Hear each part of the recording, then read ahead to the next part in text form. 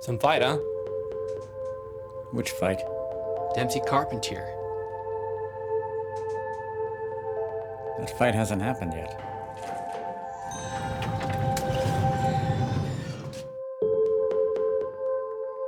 We come into this episode with Nucky under such a level of stress that it never leaves him, even when he's sleeping. And I thought, well, this actually might be a really good way to introduce where Nucky's head is in this episode. So the idea of starting with a dream sequence was talked about. We open on the elevator, and you're not really quite sure where he is or if it's a dream at all. And then it suddenly starts to become weird. He sees a baseball glove on a chair. The baseball glove is sort of reminiscent of a story he told about his father, who made him fight a bunch of boys because they stole his baseball glove. So the episode is a lot about fathers and sons and the relationships between Nucky and his dad, who dies in the episode, and Jimmy and Nucky, and it's all mixed together in Nucky's mind. He goes into the office, and then there's a little boy sitting at the desk who's meant to evoke Jimmy, and he holds up his hand, and the hand is bleeding, much like Nucky's hand from the injury. Nucky, in reply to that, says, "Daddy eats first," which is a callback to what his father said to him when he scalded him with the hot poker. So it's all mixed up together. Then he looks down, and there's a wounded deer on the floor, and then looks back up again, and the little boy shoots him, and that's sort of meant to call back the statue that Nucky gave Jimmy in episode 201. The statue depicted the man mentoring the boy in a hunting situation. It's all tied up together again, fathers, sons, injuries, blood. It's all creepy and it's kind of disturbing.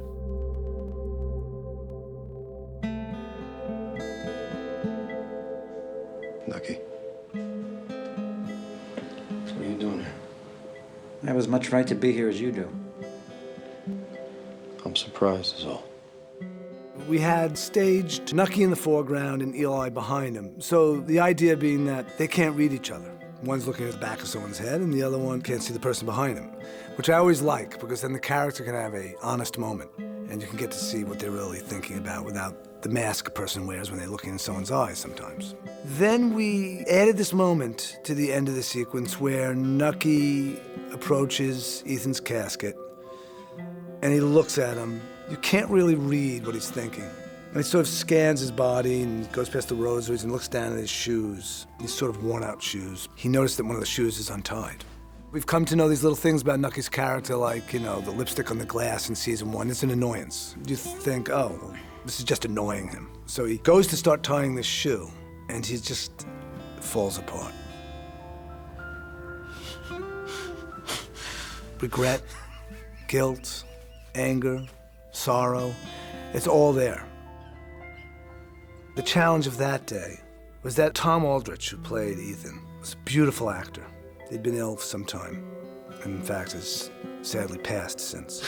That was Tom's actual last day on the show. So it was really an incredibly emotional day. Every day presents its challenges, but that was the challenge of that day. My father, the Commodore, had a vision. A kingdom on the ocean rising up from the sand. Yeah. Well, I got a vision too. To share that kingdom with its court. Yeah.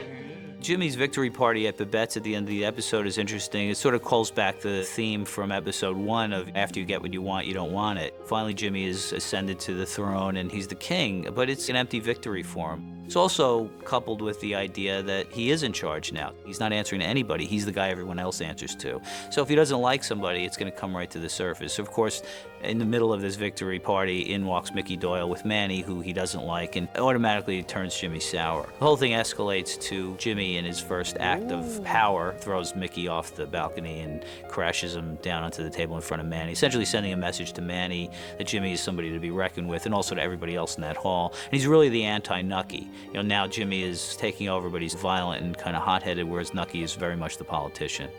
What? He ain't the type I play with. Right. Because you're his friend. So it's all eyes are on the prince, who's soon to be the king. He's going to send a message. And he takes Doyle and hurls him over the balcony. The challenges of shooting it, Babette's is a tough space, period. Tough place to move equipment around, and there's always a high extra count. There's always a lot going on. There's music, there's dancers, there's stuff, but it looks fantastic. So the big challenge there, technically, was getting Doyle off the ledge and onto the floor. That's probably 12-foot drop, 15 feet, onto a table that had a cushion under a tablecloth and the collapsible legs and so on.